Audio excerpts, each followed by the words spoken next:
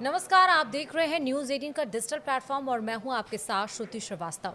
आज का ये पॉडकास्ट बेहद ही ज़्यादा महत्वपूर्ण इसलिए है क्योंकि दीपावली आने वाली है और दीपावली के पहले धनतेरस आता है। घरों में धन की वर्षा जरूर होती है, लेकिन उसके लिए लोगों की भीड़ बाजारों में दिखती है। बाजारों में रौनक होती है और खासकर ज्वेलरी शॉप पर सोना चांदी खरीदने के लिए। लेकिन इस बार लोग यानी बाजार में रौनक कम दिखाई दे रही है क्योंकि सोने चांदी के दाम इतने महंगे हो रहे हैं कि हर कोई हैरान है। हर एक हफ्ते में आप देखिए तो सोने चांदी के दाम बढ़ते जा रहे हैं। इंडियन बुलियन ज्वेलर्स एसोसिएशन यानी कि IBJI के मुताबिक अगर हम बात करें तो एक हफ्ते में 4,571 रुपया सोना का बढ़ गया है और मौजूदा अगर अभी देखें तो 1,21,000 समथिंग सोने का रेट, 1,21,525 इतना सोने का रेट चल रहा है। यहाँ तक कि लोग अपनी शादी को भी कैंसिल कर रहे हैं। लोग मार्केट में जाने से कतरा रहे हैं कि सोना खरीदे तो खरीदे, पहने तो पहने कैसे, क्योंकि अगर भारतीय घरों की हम बात करें तो रीति रिवाजों में, शादी में हर जगह सोना चलता है, इसीलिए सोना खरीदना भी ज़रूरी है। और एक कितना गंभीर विषय है, कितना गंभीर मुद्दा है कि लोग अपनी शादी तक कैंसिल कर दे रहे हैं। धनतेरस में लोग जाने से बाजार में कतरा रहे हैं क्योंकि उनकी जेब अलाउ नहीं कर रही है कि वो सोना खरीदे। तो आखिरकार सोना इतना क्यों बढ़ रहा है? क्या सोने में इस समय इन्वेस्टमेंट करना सही है? आखिर सोने का दाम कहाँ तक पहुँचेगा? ये तमाम सवाल लोगों के जहन में चल रहे हैं। और हम अगर आपको बताएं तो पिछले साल धनतेरस से इस बार धनतेरस 2025 में सोने में 4 गुना इजाफा हुआ है। आखिर ऐसा क्यों है? यही सब समझने के लिए इस पॉडकास्ट में हमारे साथ हैं प्रोफेसर अमन अग्रवाल जी, जो कि डायरेक्टर है of Indian institute of finance के डायरेक्टर हैं। बहुत स्वागत है सर आपका इस बेहद ही इंपॉर्टेंट महत्वपूर्ण पॉडकास्ट में कि आखिरकार सोना इतना तेजी से उसके दाम क्यों बढ़ रहे हैं, इसके पीछे के कारण क्या है, कब तक ये बढ़ेंगे, कितने तक बढ़ेंगे, कब डाउन होगा, और आखिरकार क्या इस समय इन्वेस्टमेंट करना सही है कि नहीं। और जैसा मैंने अपने इंट्रोडक्शन में कहा कि पिछले धनतेरस के हिसाब से इस बार धनतेरस में 4 गुना इजाफा हुआ है।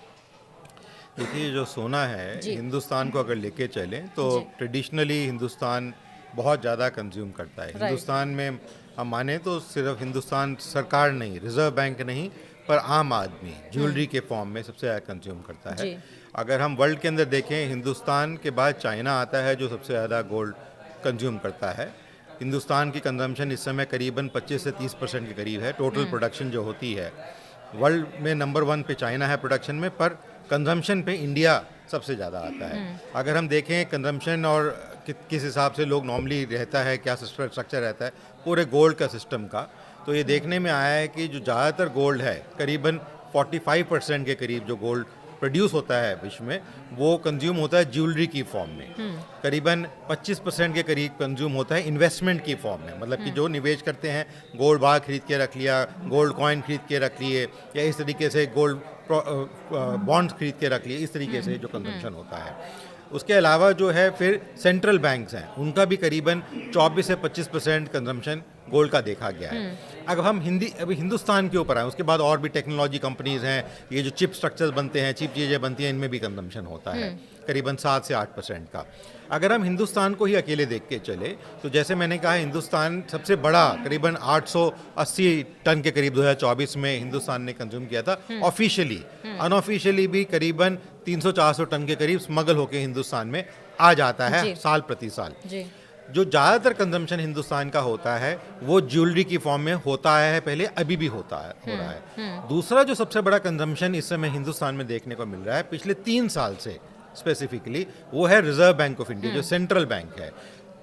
अगर हम इसी साल को लेके चलें, अगस्त 25 तक करीबन 800 मिलियन टन के करीब वो ले चुका है। जो उनका जो कंजम्पशन है वो खरीदते रह रहे हैं, करीबन टन खरीदते जा रहे हैं, हर महीने 3 से 4 मिलियन टन खरीद रहे हैं वो, जो रिजर्व बैंक रखता है।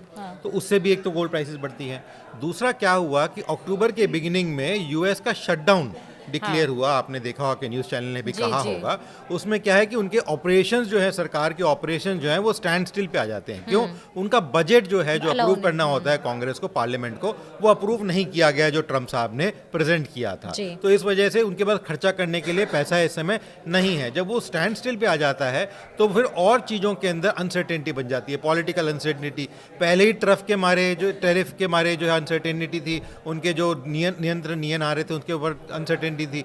अब ये जो बड़ी अनसर्टेनिटी हो गई है, इसकी वजह से भी गोल्ड की कंजम्पशन विश्व के अंदर ट्रेडिंग के मामले में, पेमेंट्स के मामले में बढ़ गया है जी।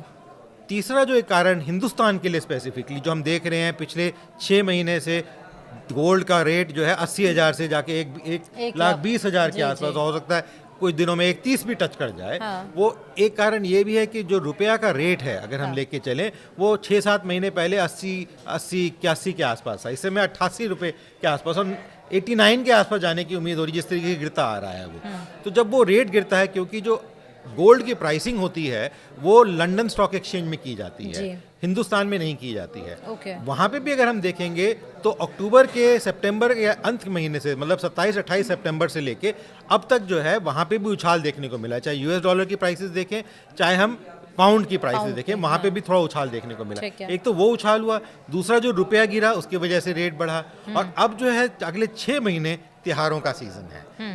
कोई आप रिलीजन देख लें, सब रिलीजन्स के त्योहार हैं, शादियां होती हैं, तो उसमें खरीदारी बढ़ती है। और इस समय अगर हम मार्केट में बात करें, जो सोने के सुनार होते हैं, जो ट्रेडिंग भी करते हैं, खरीदते भी हैं, इस्तेमाल भी करते हैं, हमारे लिए बनाते भी हैं सामान, वहाँ पे ब्लैक में सोना चल रहा है। आप कह रहे हैं कि लोग नहीं जा रहे मार्केट में, वहाँ पे वो कह रहे हैं कि ब्लैक में इस समय सोना, मतलब जो कैश वाला सोना हो रहा है वो 10,000, 15,000, 3,000 रुपये एक्स्ट्रा जो मार्केट रेट है उससे ज़्यादा में लोग खरीदने को तैयार हो रहे हैं। तो इसलिए डिमांड काफ़ी हाई इस समय हुई है गोल्ड ज्वेलरी वगैरह की। और इसी वजह क्या है, क्योंकि लोगों की, जैसे आपने कहा, शादियां बंधी हुई हैं, फेस्टिवल्स बंधे हुए हैं, बहुत सारी चीज़ें हैं जहाँ पे माना जाता है, धनतेरस आता है कि हमें कुछ खरीदना ही खरीदना है, तो लोग अपनी उम्मीद से ज़्यादा जाके खर्चा करते हैं और ख़रीद के लाते हैं, क्योंकि उनको माना जाता है कि वो शुभ है और फैमिली के लिए बड़ा शुभ रहेगा वो। तो इस वजह से काफ़ी सारे त्यौहार हैं जहाँ पे आप देखेंगे खरीदना हो रहा है, और इसकी ये 3-4 कारण है जिसकी वजह से हमें जो सोने में तेज़ी देखने को मिल रही है वो देखने को मिलेगी। और मेरे विचार से अगले 1-1.5-2 महीना ये तेज़ी और देखने को मिलेगी, उसके बाद थोड़ी गिरावट हो सकती है, क्योंकि दिसंबर के अंदर क्लोजिंग होती है अमेरिका और यूरोप के अंदर। वहाँ पे काफ़ी सारे जो कंपनियाँ होती हैं और इंस्टीट्यूशंस होती हैं जिन्होंने गोल्ड खरीद रखा होता है, अपनी बैलेंस शीट को थिक दिखाने के लिए उसको वो सेल करेंगे, मार्केट में डालेंगे, तो वहाँ पे उस समय गिरावट देखने को मिल सकती है। ठीक है, लेकिन आपने देखिए दोनों बातों में थोड़ा सा मुझे अंतर, मैंने जो कहा था कि बाजार में रौनक नहीं है, वो मजबूरी, बस अब किसी की शादी पड़ गई है तो जाना ही पड़ेगा, शादी नहीं। लेकिन ये भी है सर, बहुत सारे ऐसे केसेस अभी हमने देखे, राजस्थान में एक ने शादी कैंसिल कर दिया, बिल्कुल, तो उसका इफेक्ट भी, प्रभाव भी पड़ रहा है। आप बिल्कुल ठीक कह रहे हैं, ये चीज़ों का प्रभाव जरूर पड़ता है, पर देखिए हर एक शादी के अंदर बजट हिल जाता है। हाँ, आप 2 लाख तक खरीदने जा रहे हैं, अब 1,21,000 का अगर सोना है समथिंग 20, तो आपका बजट तो उससे बहुत हाई चला गया। नहीं, आप बिल्कुल ठीक कह रही हैं, पर देखिए कोई भी जो शादी का बजट होता है वो ये देख के नहीं होता कि मेरे को 1 तोला सोना देना है या 1 किलो सोना देना है या 1.5 किलो सोना देना है या 100 ग्राम सोना देना है, ऐसे नहीं होता है कोई बजट शादी का। शादी का बजट होता है कि मेरे को 5 लाख रुपए खर्च करने हैं, 50 लाख रुपए खर्च करने हैं, 1 करोड़ खर्च करना है, 5 करोड़ खर्च करना है साल शादी के ऊपर। उस हिसाब से आदमी खरीदारी करता है। तो ये कहना कि शादियां इस वजह से आगे नहीं हो सकता है, क्योंकि आजकल जो लड़का लड़की है वो अपनी फैमिली को, ग्रोथ को देखते, फाइनेंसेस को देखते हुए, कितना मेरे पास आएगा उसको भी मद्देनजर रखते हुए डिसीजन लेते हैं कि हम इसको बाद में शिफ्ट कर देते हैं, अभी ना करके। क्योंकि सिर्फ एक सोना ही नहीं, सारी चीज़ों में आप होटल के खर्चे देखिए, होटल के रहन सहन का, आने जाने का जो है वो चीज़ें बढ़ रही हैं। क्योंकि अभी पिछले 1-1.5 महीने में सारे हिंदुस्तान के अंदर जहाँ जहाँ नदियाँ हैं वहाँ पे बहुत पानी आया हुआ था, आपने देखा सब जगह पानी भर रहा था, बहुत सारी चीज़ें डिस्ट्रॉय हुई हैं। तो इस वजह से जो है रेट जो है काफ़ी ज़्यादा ऊपर बढ़े हुए हैं हर एक चीज़ के। तो वो भी एक कारण रह सकता है, ये नहीं कहेंगे सिर्फ एक सोना ही एक कारण है। बिकॉज जैसे मैंने बताया, जो बजट होता है वो रुपयों के अंदर तय किया जाता है, वो ये नहीं किया जाता कि मैं 100 ग्राम सोना लूंगा या 10 ग्राम सोना लूंगा या 1 किलो सोना लूंगा। मतलब आपके कहने का मतलब है कि जो रेट बढ़ रहे हैं गोल्ड के, उसके कुछ फैक्टर्स है, जैसे जियोपॉलिटिकल फैक्टर्स हो गए, अमेरिका का टैरिफ वॉर हो गया, रशिया यूक्रेन वॉर हो गया, अमेरिका का टैरिफ वॉर की जगह शटडाउन जो उनका है वो ज्यादा मेजर एक कंट्रीब्यूशन है, शटडाउन जो हो गया। और दूसरा ये कि हमारी डिमांड जो बहुत ज्यादा बढ़ रही है, जिस वजह से मार्केट, सेंट्रल बैंक हमारा कभी की जो चेन है वो डिमांड एंड सप्लाई वाला चेन हो गया, जिस वजह से। लेकिन सर अगर हम 9 महीने की बात करें तो मेरे पास आंकड़े हैं वो 45,300 ₹63 बढ़ चुके हैं 9 महीने में, इतना बिल्कुल। सोना बढ़ा है। बिल्कुल। ये आप कह रहे हैं दिसंबर के बाद जैसे क्लोजिंग होगी अमेरिका और उसमें, उसके बाद सोने के दाम कम होंगे, तो इसके पीछे के यही फैक्टर्स अगर हम मार्केट स्ट्रैटेजी को देखें तो फिर ये एनालिसिस कहाँ तक, क्या अगले साल भी हम इसको देखिए देख सकते हैं? जी, जी इसके ऊपर डिपेंड करेगा कि अब जैसे जो शटडाउन हुआ है अमेरिका के अंदर, जहाँ पे उनका बजट पास नहीं हुआ, ये कितने दिन चलता है। जब हम देखें कि ट्रम्प का पिछला जो काल था उसमें भी एक शटडाउन हुआ था, वो 35 से 38 दिन चला था। अगर हम लेके चलें कि 1 महीने के करीब जैसे पहले रहा 1-1.5 महीना चलता है, और ट्रम्प जो है कुछ मेंबर पार्लियामेंट को अपने साथ लाके उसको अप्रूव करवा लेता है, तो आप देखेंगे फर्क आएगा। क्योंकि जब पेमेंट करनी होती है वो किस फॉर्म में पेमेंट ले, जब उनको ये डाउट हो गया है कि डॉलर की फॉर्म में पेमेंट मैं ले भी लूं तो मेरे को मिलेगा ही नहीं पैसा, तो फिर वो कंपनियां जो उनको पेमेंट लेनी होती है वो कहेंगे कि हमें आप गोल्ड की फॉर्म में पेमेंट दीजिए, या किसी ऐसी करेंसी के फॉर्म में दीजिए जहां पे हम रिलायबल हो सकें, जिसमें हम अपना जो व्यापार है आगे बढ़ा सकें। Right. तो इसलिए इसके ऊपर एक डिपेंड करेगा। दूसरा, अगर आरबीआई जैसे मैंने कहा हर महीने 3-4-5 टन के करीब खरीद रहा है, अगर वो वैसे ही खरीदता रहेगा तो और बढ़ने की उम्मीद हो सकती है। Because reserve bank of India का जो स्ट्रेंथ है वो गोल्ड स्ट्रेंथ उन्होंने बढ़ानी पिछले 3 साल से शुरू करी है, और वो काफ़ी हद तक बढ़ती जा रही है। अगर वो उसी स्ट्रेंथ पे बढ़ती रहेगी तो नेचुरली सबसे बड़ा बायर है, एक बल्क बायर जिसे हम कहेंगे, इन्वेस्टमेंट बायर जिसे हम कहेंगे। उसका तथ्य इससे नहीं है कि वो उसने यूज़ करना है या कहीं दिखाना है या कुछ कंजम्पशन करना है, उसका सिर्फ एक इन्वेस्ट करके सिक्योरिटी बढ़ाने के लिए है हिंदुस्तान के लिए। तो वो एक जो तथ्य बढ़ रहा है, अगर वो उसी रेट से बढ़ता रहेगा तो मेरे विचार में कहीं गिरावट देखने को नहीं। पर जो क्लोजिंग होती है वो दिसंबर के अंदर दूसरे और तीसरे हफ्ते के अंदर देखने को मिल जाती है, मतलब बीच में हमें महीने को मिल जाएगी। तो दूसरे तीसरे हफ्ते में दिसंबर के हमें फॉल होता हुआ देखने को जरूर मिलेगा। ठीक है, तो अभी आपके हिसाब से अकॉर्डिंग टू यू अभी क्या करना चाहिए कंज्यूमर्स को, कि खरीदना चाहिए या नहीं खरीदना चाहिए? अगर खरीदना भी चाहिए तो कितना खरीदना चाहिए?